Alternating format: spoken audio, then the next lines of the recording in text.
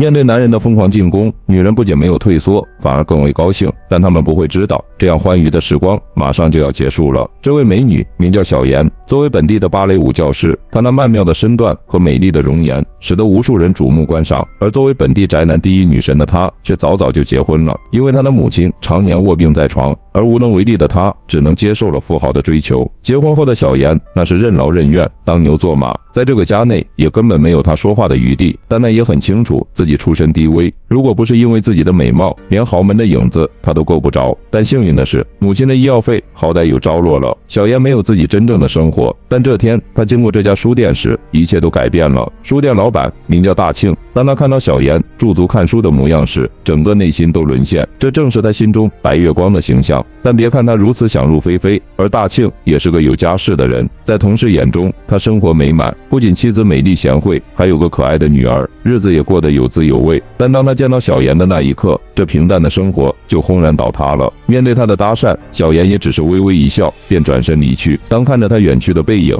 大庆知道自己已经彻底沦陷。第二天，大庆望着买给妻子的耳环出了神，而此时小妍又来到这里。这次他不停地驻足观望，像是在寻找什么书籍一般。面对着不可多得的好机会，大庆立马上前搭讪。但就在他寻找小妍时，不小心将耳环撞掉了。小妍见状，便俯下身来和他一起寻找。一个不经意间，两人目光交汇，这如梦似幻的大眼睛让大庆看得恍惚了。这让小妍连忙尴尬地起身，而大庆回过神来，心悸的他却摔了个大跟头，而人美心善的小妍主动伸手将他拉起，但我们大庆却如同抓住救命稻草般，久久不愿释怀。如果不是小妍的提醒，他可能要握着玉手去天国了。自从这次的亲密接触，大庆便期待着与他的下次相遇。这对情侣在厕所亲密接触着，而这一个电话却使两人瞬间慌了神，只因他们并不是正常的情侣关系。大庆在书店里时常回味着与他的相遇，但这种小妍已经很久没有来了。大庆不会放弃，他拿上小妍喜欢的书，准备主动出击。他那优美的舞姿看到大庆已经入迷了，最终还是小妍发觉到他的到来，为表示感谢，他主动给大庆削了苹果，两人聊得很是开心。而这时小妍不小心把手指划破了，看着女神受伤的神情，他一时心急，竟用嘴给她止血。小妍觉得很是尴尬，而大庆再也忍受不住了，直接就猛了上去。对此，小妍给了他最喜欢的大嘴巴子。可就是这次见面突破了小妍内心的界限。第二天，他来到书店，而就在大庆在为那件事去道歉时，小妍竟主动贴了上来。长期处于压抑氛围的他，竟对眼前这个老男人生出了不少好感。之后两人的会面也越发频繁，他们也跨过了道德的约束，确定了关系。虽然彼此都拥有家室，但他们还是没有停手，像热恋中的情侣那般一起出门游玩，还在寺庙前虔诚地祈祷着爱情的生死不渝。回到酒店后，两个人便开始爱的运动。在和小妍的交往过程中，这让大庆早看到人生第二春，但这欢愉的情感也没有冲散对于家庭的愧疚。即使都到了这种地步，他还是想维持现在的这种关系。但无论他如何的给妻女献殷勤，现在的境况都不可能回到过去。面对丈夫的异常，妻子也发现了端倪。她趁大庆熟睡后，便偷偷查看他的手机，痕迹被清理得一干二净。显然大庆早有准备，而没有发现异常的妻子却很开心。她不会知道这样的事情，只会使大庆更加的肆无忌惮。这天，大庆和他好基友聚餐，他们可真不愧是一类人。好基友也抛弃旧爱，有了新欢，但他们不同的是，基友很是坦诚大方地把这事搬到台面上。他的举动让大庆更加惆怅。女人的丈夫前脚刚走，她便迫不及待地倒进男人怀中，这种背着的感觉让她很是享受。但他们不会知道，这场欢愉马上就要结束了。这天，大庆找到小妍，因为他答应了好基友去爬山的约定，